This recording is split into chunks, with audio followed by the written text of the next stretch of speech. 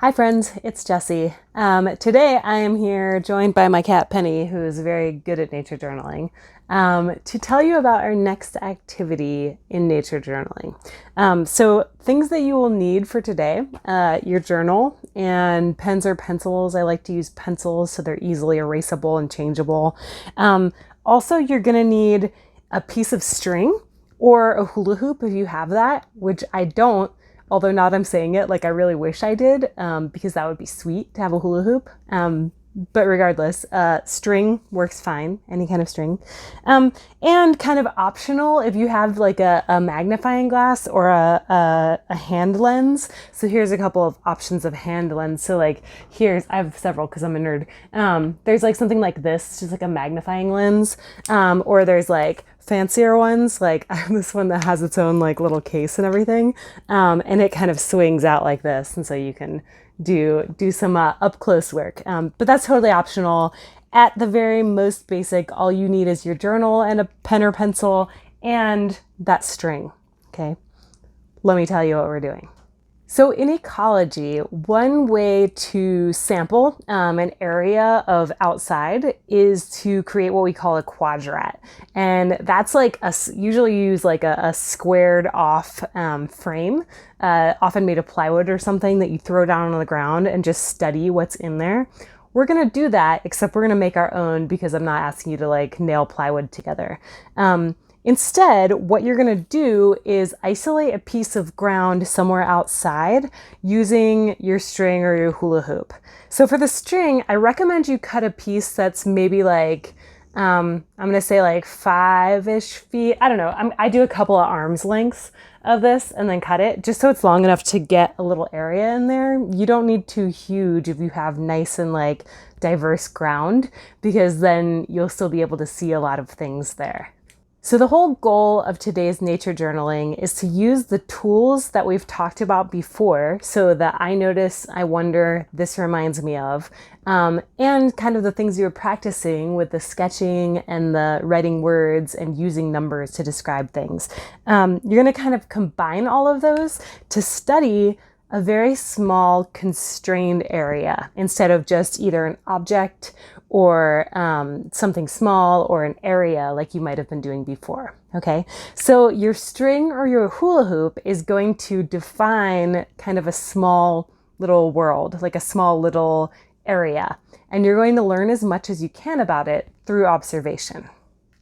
So here's the steps. They're very, very easy. I'll sort of describe them, and then I'll take my little camera outside and I'll show you how I make an area, and then maybe just talk you through some brief observations.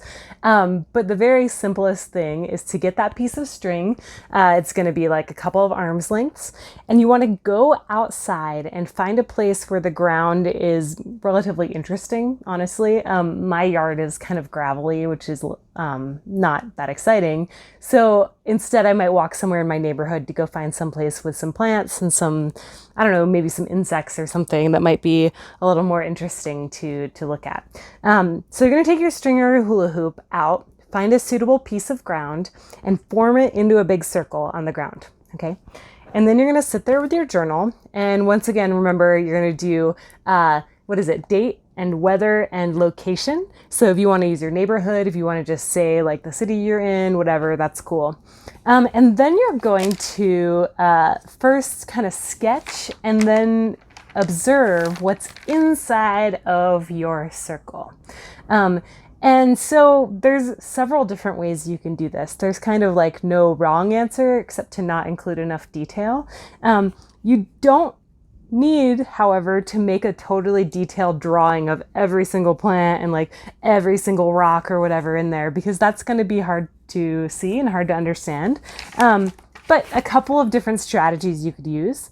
One, you could kind of draw a map of your thing, like maybe draw a small circle, and then sketch the things inside of it outside and kind of draw a line to where they are inside of the hoop. You could also just like make individual drawings of the things. You could just make your whole page a big circle and then kind of use like reduced sketches, like very light sketches of what they are. And then on a separate page, use words to describe them, do numbers, stuff like that. If there's a lot of the same thing inside of your circle. So for instance, what if you made your circle underneath a tree, like a mesquite tree or a pine tree, and there's a ton of pine cones or a ton of mesquite bean pods? Then I suggest what you do is maybe counting the objects that are the same and trying to observe differences and similarities and writing about that, because that could be important data too. Also, for the record, it's like totally okay to get engrossed in one object in your circle. Like this always happens to me if there's like a cool animal in there, like maybe a lizard or a cool beetle, and you just start watching it. That's fine. That's kind of the nature of this. So just kind of let yourself get engrossed in whatever you want, as long as you're making detailed observations about it. Okay. And I think one hard thing when you're doing these observations, it's hard sometimes to feel like you want to keep going. Like you might be like, oh, I'm kind of bored. Like I feel like I'm done. So I really want to encourage you to try to push through that and try to keep going even after you feel like you might be done.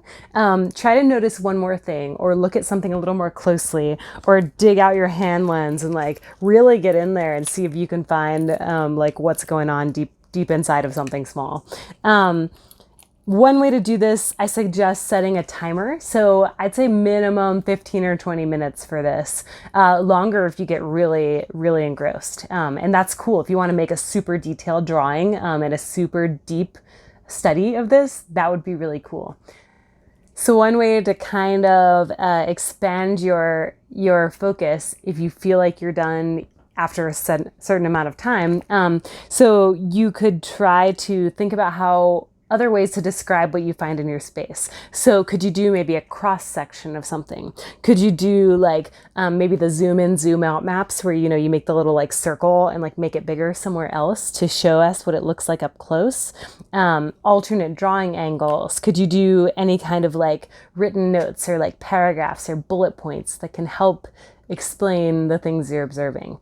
Can you use those I notice, I wonder, this reminds me of questions and prompts to lead you deeper into what you're observing? Okay. All right, let's go do the thing, and then I'll have some questions for you at the end. So like I said, my backyard is kind of gravelly and not really that interesting. I suggest you find a place that has varied ground cover. Like look in here, there's all kinds of different things here. So I'm gonna lay my string loop down over here. Other options include just maybe like a park, if you have a place that's kind of grassy near your house, if your backyard also isn't good. Or if you have a garden or a community garden is a good place to find lots of different things to observe. We did it! I mean, I hope you did it, but a few things that I'd like you to think about. And in my next prompt video, I'm going to kind of lead you deeper into this and have you thinking about this more as an ecological system.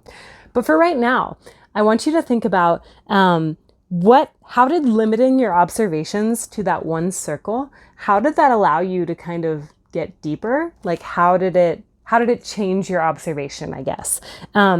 What was it like studying that tiny space? So just think for a little while on that. Like think about how it was different to look deep into that.